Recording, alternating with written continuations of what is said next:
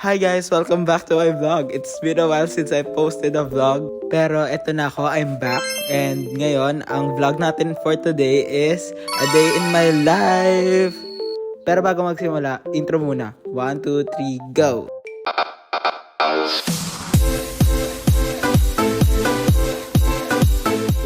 So ayun na nga, first thing in the morning, nagtutupi ako ng kumot. Tapos ayun, dumiretso ka agad ako sa baba para kumain and manood ng Showtime or anything, basta mga vlogs sa TV. Tapos, dyan madalas nauubos yung time ko kasi nga, minsan natutuwa ako. Ayan, 5 ako gumigising tapos 7:30 pasok ko pero nakakapasok pa rin ako ng 7. Nalilate pa rin ako ng very late kasi kailan 7 nakapasok na ako. Tapos eto na nga, ayan, papasok na ako sa CR, maliligo na ako, ayan, sinara ko na. Tapos automatic, ayan o, nandyan ako. Tapos na, nakaligo na. Ang fresh ni auntie mo. Doon ka na sa far away. Tapos, ayan na, pupunta na siya dyan. O, pak, ayun, nagmamadali na siya. Kasi late na siya, ayan, nagbabrush na siya ng hair niya. Tapos, ayan, nag-ayos na, nag-belt, nag-tuck in na si auntie mo. Tapos, ayan, magsusuot na yun ng polo. Ayan, o, pak, o, nagsusuklay pa rin. O, nagper-perfume, pak, vanilla lace yan, pero ay, dun ka na sa far away. Tapos, ayan, nagbo-buttons ng polo, tapos suklay ulit, hala. Ngayon ko na na-realize, suklay pala ako ng suklay. Tapos, ayan, nagsusuot na ako ng necktie and ID, tapos suklay ulit. Tapos, ayan, nagli-lip balm, tapos inaayos yung gamit, kumuha ng pamasahe, tig-pipiso. Kasi barya po sa umaga, di ba? Tapos ayan, transition si auntie mo, pababa, Saan kayo pupunta yan? Ayun, pumunta siyang kusina dahil kumuha siya ng water tsaka skyflakes. Tapos ayan, naglagay siya ng pabango dun sa fan, tapos ayan, nagsuot ng medyas. Tapos bumalik ng sala kasi kukunin niya yung bago niyang black shoes. Ano siya, Easy Soft yung brand. Tapos ayan, ayan na. Aalis na siya, pupunta na siyang Notre. Kasi, I know it's 7:05 na nung umalis ako ng bahay. Ayan, tas, ayan, naglalak na siya ng gate. Ayan, naglakad na siya papunta. Doon, sasakay na siya ng tricycle, papuntang Notre. At ayan na nga, nakasakay na ng tricycle.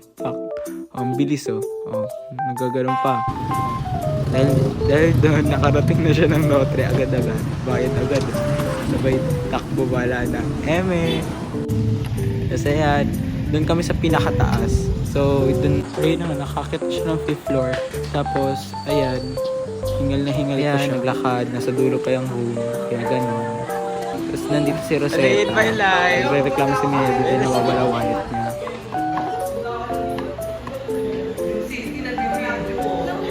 At dito naman makikita mo si Rosetta. Akala mo nag-aaral pero nagka-cram lang yan siya. Tapos ayan, tatanungin ako ni Minelli kung may bit-bit ba daw siyang wallet ng Monday. Absent ako. Absent ako nung Monday. Sige.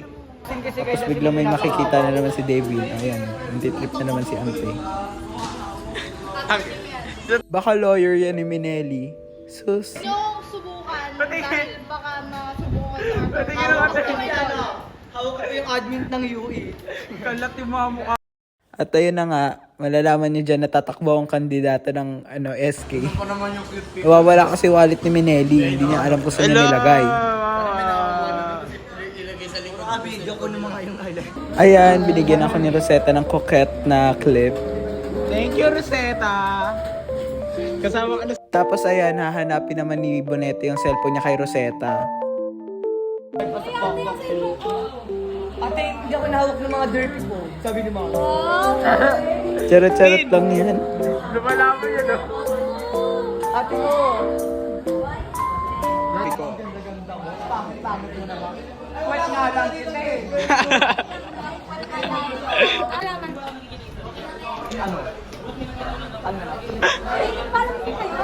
May nalaman.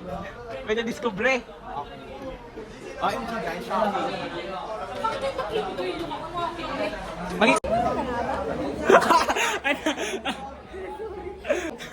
David! Sabi ang pangit eh. Deserve! Yun yung standard mo? Kwento lang? Mababa yung kwento mo. Nakapag mo. YouTube ka naman yung mapit.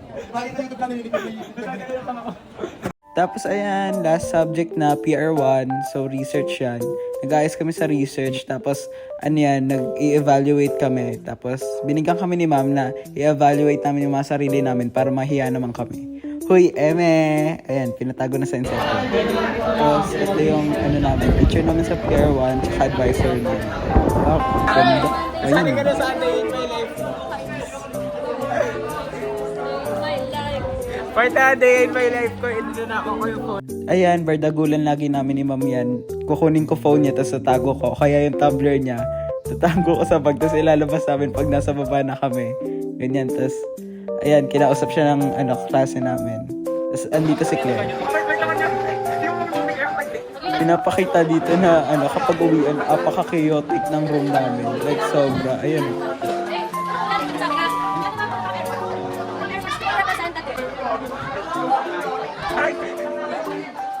Tapos nandito si Minelli, si Justin, at si Steve. Yun. Tapos kinuha ni Justin yung phone, ganyan niya kay Steve. Tapos, ayan, uwi na kami. Pasok mo na tayo Ma'am Rox, kay Sir Calvin. Ay, punta mo na tayo faculty. Bibigay ko Ma'am Rox. Napusa niya, oh. Ayun, batak rin si ma'am sa word puzzle. Oh, pak, oh. Tignan mo. Oh, yabang mo. Yabang, yabang.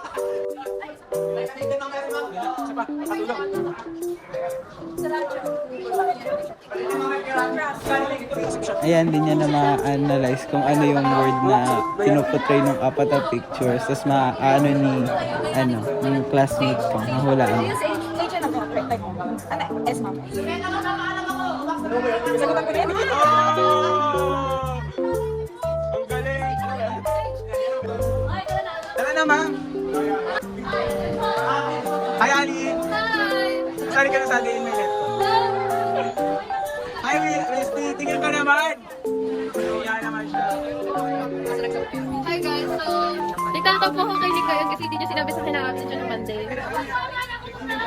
So, i-expose kasi Nick. Alam Pero di ako na-expose ni Ali kasi namatay yung phone nung binivid niya.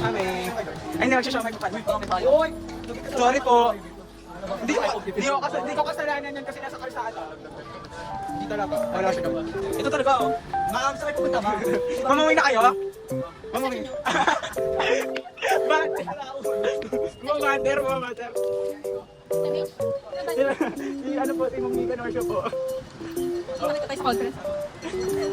Ang pangit naman. Nakita namin siya ngayon. Ako rin. May siyang may rice pa po. Special yung daanan nila. Hi guys, tapos sa kami kumain ng siomay. And then this is us na naglalakad papunta kina Minelli. Nauna na si Steve kasi sinundo ka agad siya ng mama niya. Tapos ayan na, lakad-lakad kami.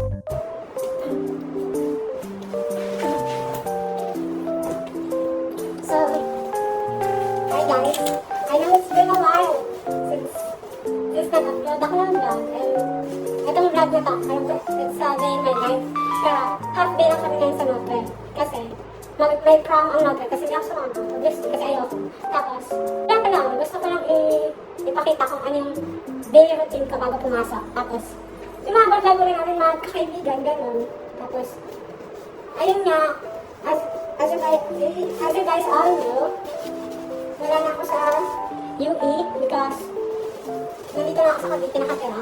Tapos, ayun nga, dahil dito ako nakatira sa Cavite, alam din pa ako sa UE mag-aral ulit. Lumisot ako ng Notre. Although dapat, ayun yung siya, gano'n Notre naman ako. Tapos wala naman regrets kasi okay lang friends ko sa Notre. Wala namang problems. Tapos, ayun, okay, hindi naman siya, nung una mahirap kasi, di ko care. Kasi sa Notre pa na, bawal yung phones, bawal ka gumamit ng phones. Pero, hindi naman nasusunod yung policy na yan. So, dahil hindi nasusunod yung policy na yan, hindi yun, nag-phone pa rin kami. Pero hindi ako nagkalakas na loob na mag-vlog ulit kasi, walang nag-cam sa akin, walang mag-leader exposure, wala yung ibibigay ko lang sa kanila yung cam para mag-namin, gano'n. Tapos, may nagsasabi na, oh, need yung exposure ko, ganyan. Yarap mo nga dito. Wala ko screen time. Matagal na ako vlog kasi wala yung mga uni friends ko. Pero ngayon, carry ko naman na. Siguro naman papanahon, hindi na ako. Ayun, galing na ako ng school. Bumiratso na ako dito. Ay, kumain pa pala kami ng siomay kasi naglakad pa ako. Ayun, Hoping for more, sana si Padinak mag-edit, tsaka mag-vlog. Yun lang. Thank you, bye-bye.